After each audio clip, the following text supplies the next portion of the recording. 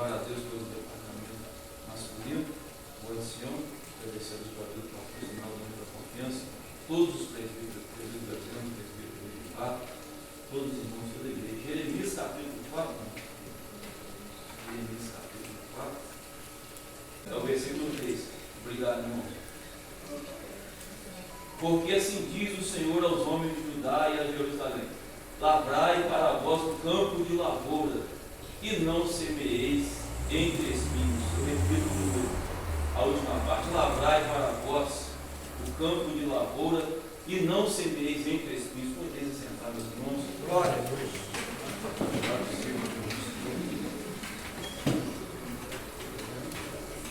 Mesmo precisando do óculos, estou voltando, mas se Deus quiser, eu vou pegar minhas férias no meu caso.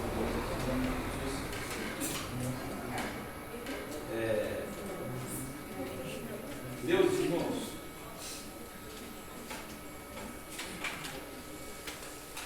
nós acabamos de sair de uma festividade tão abençoada, para a glória de Deus. Não posso deixar de maneira nenhuma de falar aqui também. E tendo a certeza que Deus, o Senhor, Ele entregou o algo em nossas vidas. Ele derramou, Ele ministrou coisas profundas em nossas vidas. Ele nos abençoou pelo Seu Espírito Santo por meio da Sua palavra. Eu gosto muito, com a glória de Deus, de conversar com o diácono Roberto. Quando o diácono Roberto sempre cita, e os irmãos também já viram o diácono Roberto citar isso. Essa semana o Espírito Santo, Ele ministrou assim ao meu coração. Essa semana Deus falou comigo assim. Eu meditando na palavra de Deus, o Espírito Santo falou assim comigo. E muitas das vezes, quando eu converso com o diácono Roberto, ele sempre cita isso. O pastor Samuel leu por palavra introdutória nessa noite o Salmo 1. O varão que medita na lei do Senhor dia e noite, e a árvore plantada junto a ribeiros de águas, a qual ela dará o fruto por estar plantada junto ao ribeiro. O diácono Laércio falou que nesta noite a respeito de semear. Ele falou também da terra e ele falou a respeito do arado. E eu tenho certeza e convicção, ainda que simples, singela, essa palavra, mas eu creio no poder dela e que ela foi ministrada ao meu coração pelo Espírito Santo. Irmãos, imagina um campo e aquele que tem intimidade de tratar com o campo, de lidar com o campo. Pense nesse momento na imagem de um campo, de uma fazenda, de uma terra. Quando o profeta Jeremias aqui, direcionado por Deus, ele ministrava aos seus ouvintes, o campo que deveria ser lavrado era um campo que ainda não tinha passado por um processo, é um campo que ainda não tinha sido limpo para poder ser semeado. Isso nos faz remeter à Bíblia Sagrada, ao Evangelho de Jesus Cristo, segundo o relato de Marcos. A Bíblia nos dirá, Marcos irá nos relatar, que outra vez, quando Jesus começou a ensinar junto ao mar, se ajunta em volta dele uma grande multidão. E de maneira que de sorte, quando a nossa tradução, essa que eu tenho em mão aqui, diz de sorte, a King James 1611, ela vai dizer, trazer o sentido que a multidão estava desejosa ali de receber cura. Eles estavam apertando tanto a Jesus que foi necessário Jesus ele entrar num barco e ele está sobre o mar, e agora ele começa, devido ao aperto da multidão, ensinar ali a multidão acerca das coisas do reino dos céus. Mas ele entra num barco porque a multidão está apertando ele, está oprimindo ele, está somente desejosa de receber um milagre físico. E a Bíblia Sagrada diz, Marcos relata que Jesus ensinava muitas coisas por parábolas, e ele dizia da sua doutrina. E essa parábola que ele vai mostrar, que ele vai dizer, é a respeito de um semeador que ele sai a semear. O leitor da Bíblia Sagrada se identifica com essa parábola, conhece essa parábola. A Bíblia diz que certo dia um homem sai a semear, e esse homem está com o seu alforje, com a sua bolsa, com aquilo que ele podia guardar, cheio de sementes, e ele sai a semear. Essas sementes, ele começa a dizer que uma parte dessa semente, ela cairá em determinado lugar junto do caminho, e as aves do céu, elas vêm e comem essas sementes. A outra parte, ela cai no meio de pedras, aonde havia muita terra, mas logo em seguida nasce, porque não tinha terra profunda. Ele ainda diz que outra, mas saindo o sol, queimou-se porque ela não tinha raiz em si mesma, e ela se seca. E outra cai em espinhos, e crescendo os espinhos sufocam, e ela não dá fruto. Outra cai em boa terra, ela vinga, ela cresce, e ela produz muitos frutos. Louvado seja Deus. E ela produz muitos frutos. E disse-lhes: quem tem ouvidos para ouvir, que ouça. E quando ele se acha só, o tempo passa, ao final do dia, podemos dizer, os seus discípulos interrogam ele e perguntam para ele.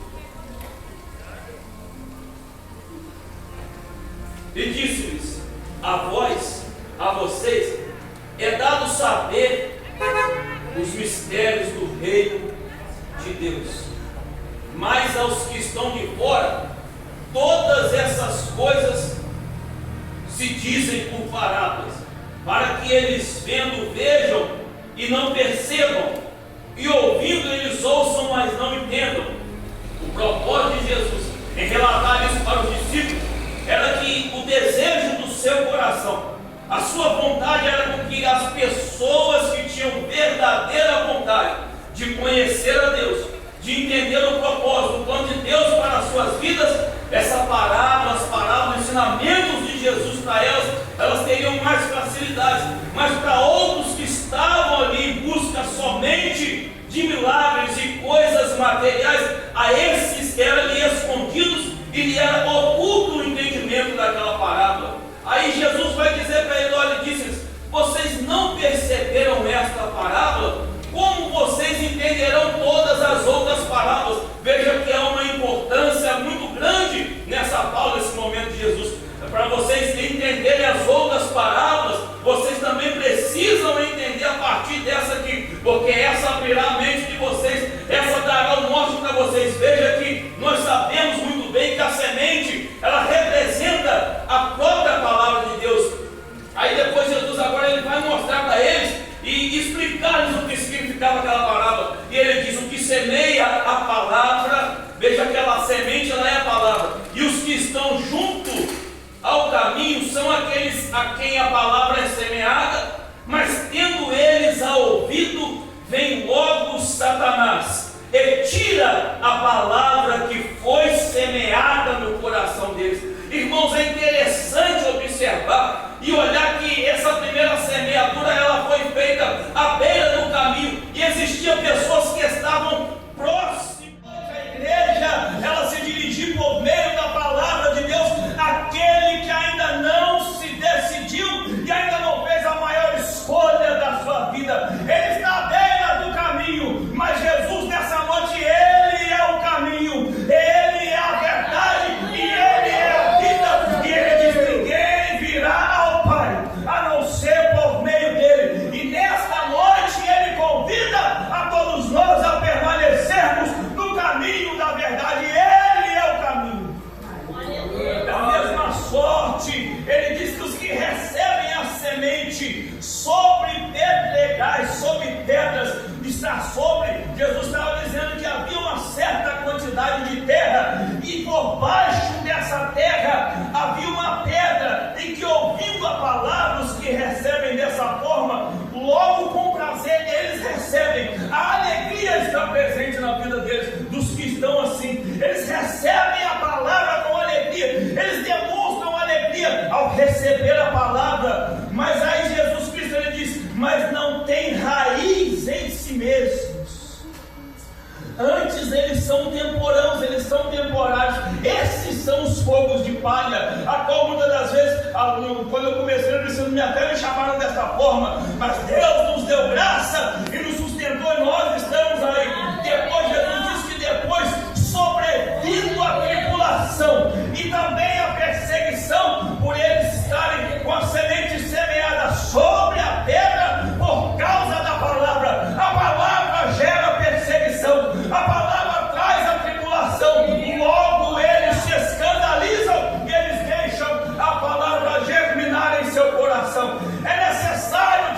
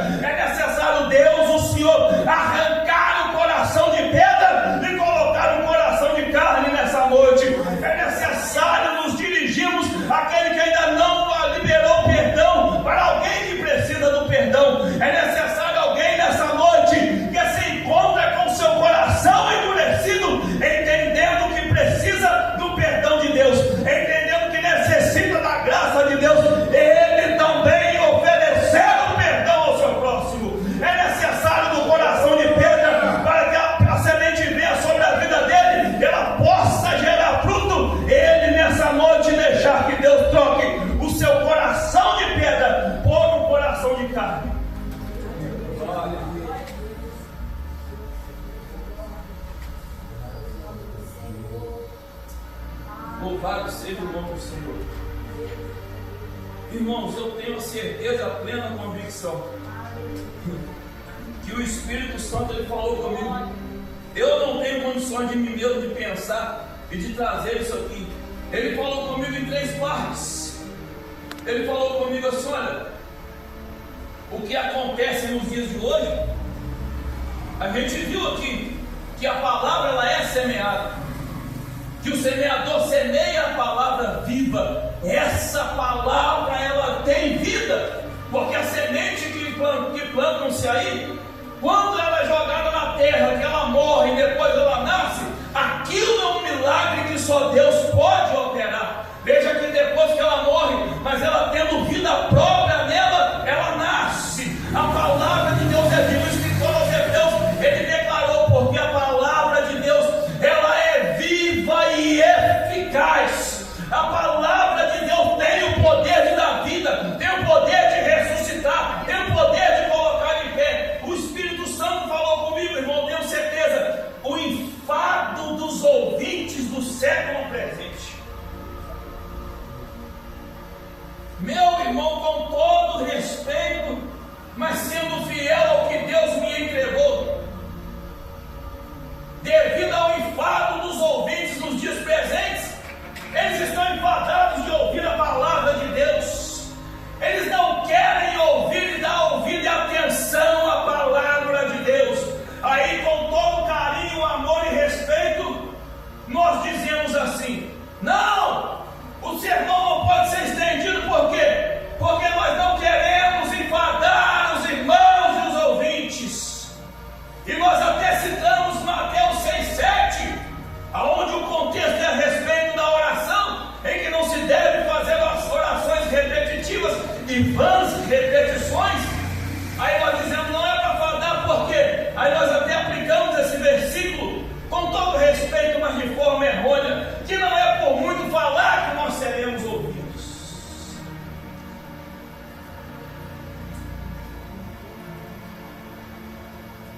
Mas o contexto de Mateus 7 é a vã repetição na oração. É uma oração sem fé, é uma oração onde não tem vida, é uma oração onde o poder de Deus não está banhado nela, é uma oração onde a presença do Espírito não a tem envolvido. Aí o que acontece? Por que se vem um enfado sobre essas pessoas? Por que essas pessoas estão cansadas de ouvirem a palavra de Deus? Paulo escrevendo, irmão Isaías, aos Romanos capítulo 12, no versículo 1, ele roga, e rogar é pedir, é chamar e colocar ao lado dele, para que os irmãos se apresentassem em sacrifício vivo, santo e agradável a Deus, que é o vosso culto na King James espiritual. Aí ele diz assim: olha, isso implica dizer que diante de tudo que vocês ouviram nos capítulos anteriores, que Deus fez por vocês, agora o que vocês irão retribuir a Deus é uma vida consagrada. Agora o que vocês irão retribuir a Deus é uma vida separada. Deus está esperando a separação. Deus ainda requer a consagração. Aí no versículo 2 ele diz assim: e não vos conformeis com este mundo. Eu vou ser fiel ao que Deus me entregou.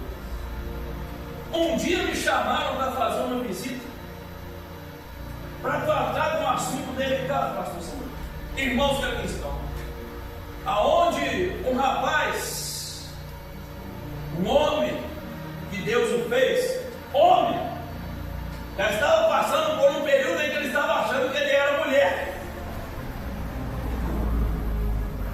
Na mente dele, ele estava pensando que ele era uma moça.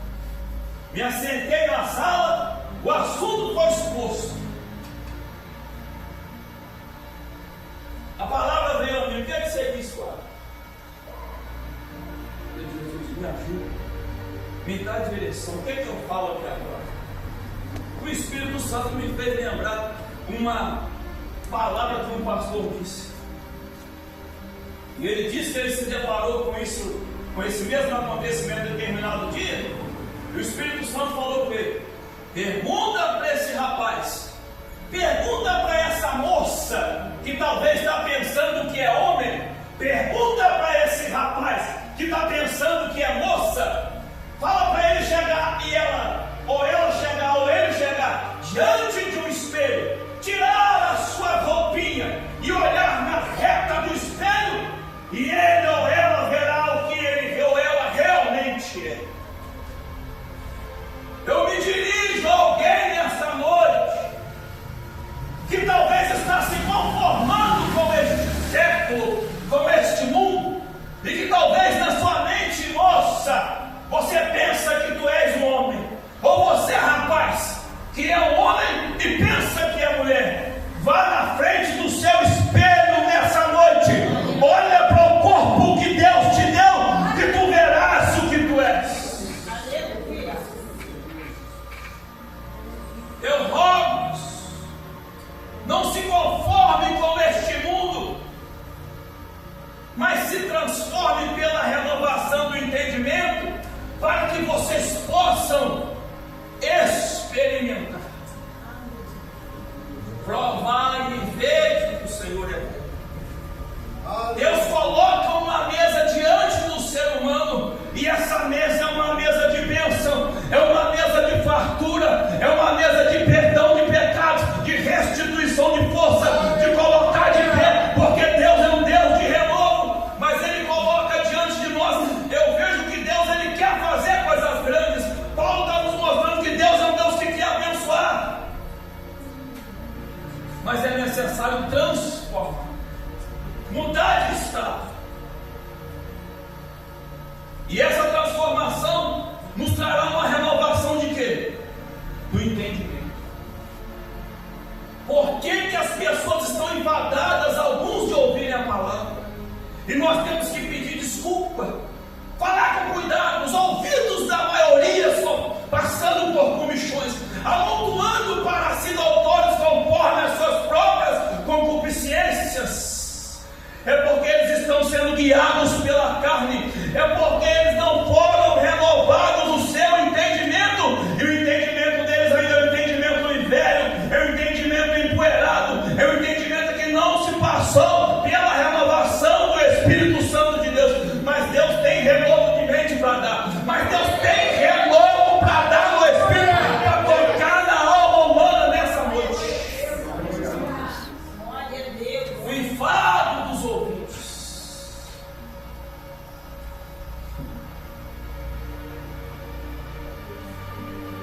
O próprio Jesus no seu ministério, tendo em vista o enfado dos ouvintes, tendo em vista o desejo não pela palavra de Deus, de ouvir as verdades do reino e receber a palavra de Deus, o que acontece?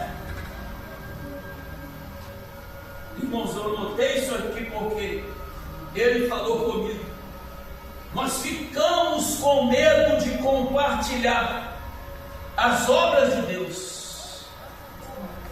Nós ficamos com medo de compartilhar as obras de Deus porque nós estamos cercados de incredulidade e mentes obscurecidas.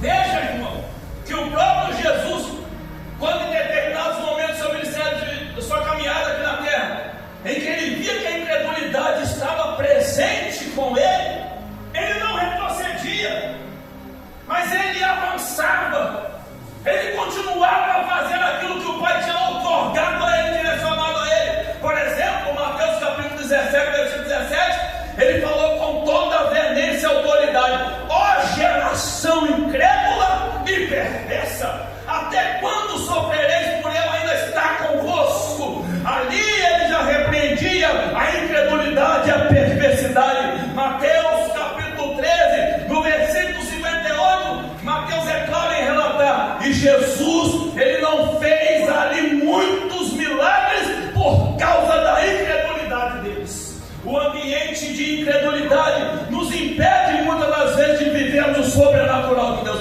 Está cercado de pessoas incrédulas e perversas que não querem nada com Deus, atrapalha a manifestação de Deus, porque Jesus, ele quer que nós cremos na obra que ele veio realizar. Ele quer que o Espírito Santo, ele quer que nós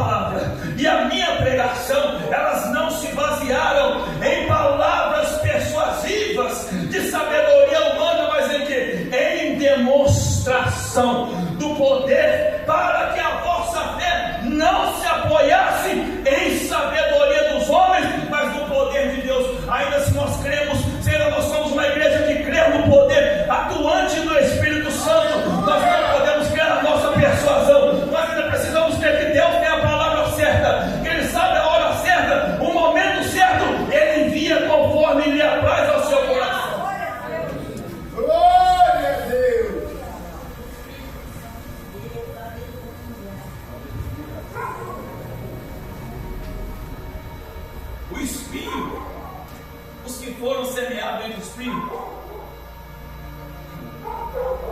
Irmãos, Gênesis capítulo 3, Deus dando a sentença, primeiramente a serpente. Está lá no texto claro, o primeiro a ser sentenciado foi a serpente. Depois Deus se dirige ao casal e também mostra a eles o fruto da escolha deles. No versículo 18, Deus dirá: essa terra, devido à escolha de vocês, ela agora produzirá espinhos e cardos. Ela também te produzirá e vocês comerão a erva. Irmãos, veja que eles tiveram uma escolha, eles tiveram uma oportunidade de obedecer a Deus, de permanecer na vontade de Deus. Deus não despedirá do jardim de forma vergonhosa. Deus tapará a vergonha deles, mas despedirá-os do jardim depois e colocará um ser celestial guardando o jardim com uma espada flamejante, para que eles não mais voltassem, comessem da árvore da vida e morrerem e vivessem condenados para sempre. Mas agora Deus está dizendo que o produto do pecado são os espinhos. E alguém diz: o problema de hoje é o Lula, o problema de hoje é isso, é A, é B. Não.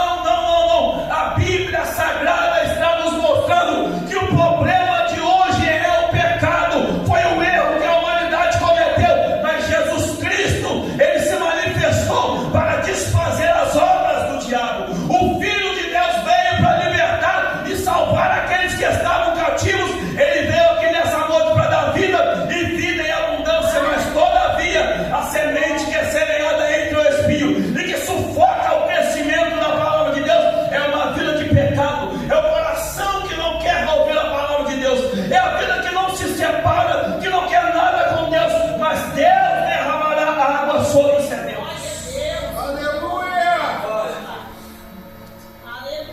Partiu aqui para a encerração.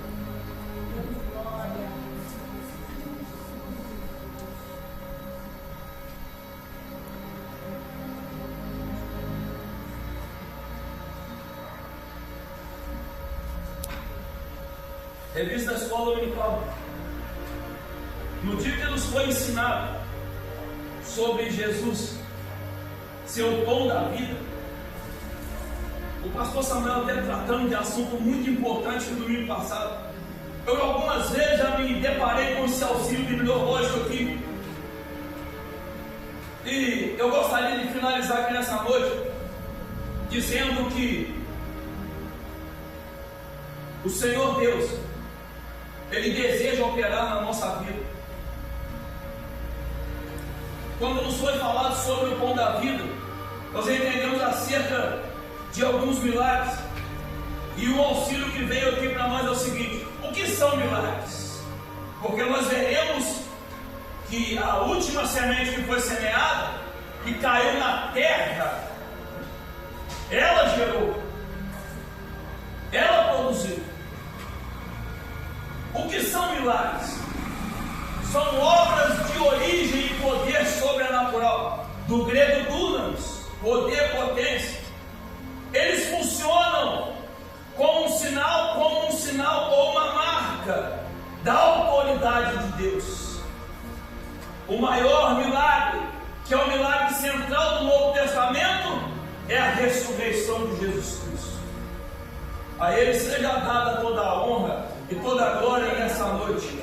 Os milagres servem pelo menos a 3 propósitos, Diácono Rafael, no reino de Deus: honrarem a Jesus Cristo, comprovando a veracidade da sua mensagem, e eles provam sua identidade como Filho de Deus e nosso Salvador. Eles expressam o amor compassivo de Cristo, e eles significam a oportunidade da salvação, a vida do reino de Deus. A palavra Deus indica que os milagres devem continuar a ocorrer. A palavra de Deus indica que os milagres devem continuar a acontecer através dos seus seguidores na igreja. Jesus enviou seus seguidores para pregar e realizar milagres. Jesus declarou que aqueles que creem nele, através da pregação da sua palavra, fariam obras maiores que ele fez devido ao tempo. Glória a Deus! O livro de Atos registra muitos milagres feitos em e através da vida dos seus seguidores. Ainda que cercado por um ambiente de incredulidade, ainda que o conformismo tentando vir sobre a mim, sobre a sua vida, diante da proposta que o adversário da sua alma tem te feito, diante daquilo que ele tem tentado te atrair, diante daquilo que ele tem tentado roubar a sua atenção, o Senhor Jesus está falando conosco nessa noite para nós continuarmos guardando a palavra dele no nosso coração.